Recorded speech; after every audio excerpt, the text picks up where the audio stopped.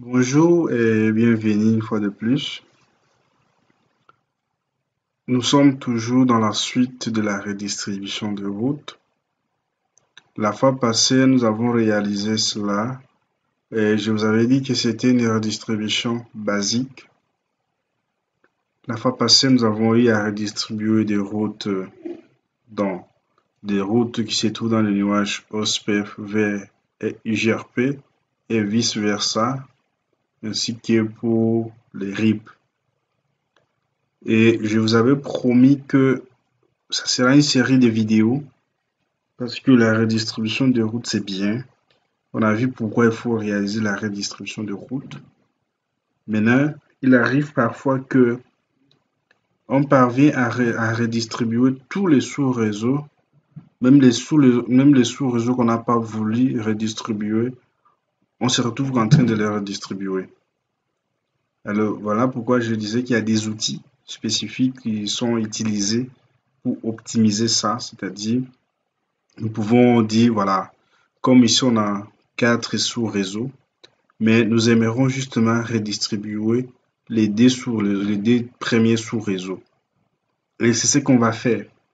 Parce que actuellement, si on revient dans le nuage et IGRP sur le routeur L4, on fait show IP route. Vous allez voir qu'on verra tout le sous-réseau ici. Si je le pose comme ça, on va voir tout le sous-réseau, c'est-à-dire en commençant par le 33, le 32, 30, 31, ainsi que le dessous réseau aussi. Maintenant, nous allons faire en sorte que qu'on réalise le filtrage. Par exemple, comme nous en avons 4, qu'on puisse redistribuer 2. Et cela, ça va optimiser. Et le premier outil que nous allons nous servir, c'est le distribute list. Qu'est-ce que le distribute list? Je peux dire que le distribute list, c'est une suite d'access list. C'est une suite d'access list qu'on va configurer et on va justement configurer ça pour dire que voilà le réseau qui se retrouve pas dans l'access list ne puisse pas être redistribué. Et c'est comme ça que nous allons le faire. Et sans plus tarder, nous allons réaliser cette configuration sur nos deux routeurs. Comme nous sommes dans le nuage OSPF, on va appeler le routeur de Bordy les ASBR, le deux routeurs. C'est sur ces deux routeurs que nous allons configurer. C'est-à-dire, nous allons demander à ces deux routeurs. J'attire votre attention.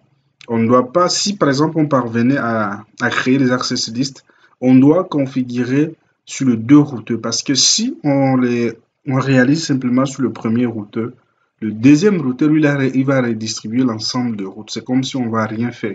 Il va redistribuer l'ensemble de sous-réseaux. C'est-à-dire, il va prendre tous les 4.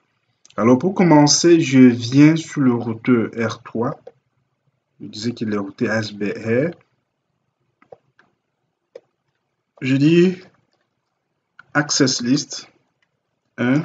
Je dis permis 160, 172, 16, 30.0 et je mets le Wattcard masque 255. Je rappelle encore la commande. Nous allons prendre le 30 et le 31 et voilà, je valide. Et comme nous allons les redistribuer dans EIGRP, nous disons router EIGRP 1 et nous disons ici distribute et notre access list est 1. On dit out, on sortit. On a fini avec le premier routeur. On vient sur le deuxième routeur. C'est un outil vraiment très facile à mettre en place. Nous allons commencer par créer l'access list. Access list 1.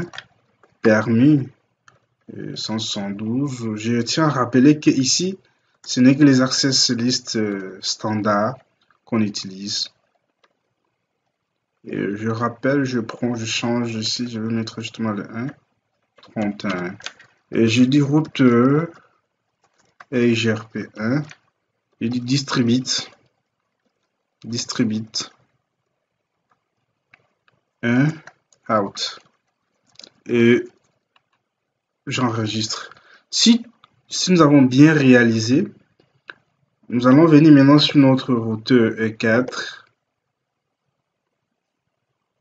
Et nous allons faire show IP route. Show IP route. Si nous avons bien réalisé notre configuration, je pense que nous verrons 2 sous-réseaux au lieu des 4 comme on le voyait auparavant. Voilà. Voilà ici le premier sous-réseau. Ici. Et voilà le deuxième sous-réseau. Ça, c'est normal.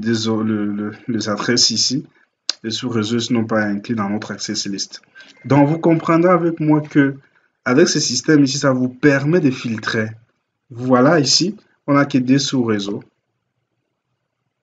Voilà, le 2. Ça donne après justement le 2 premiers.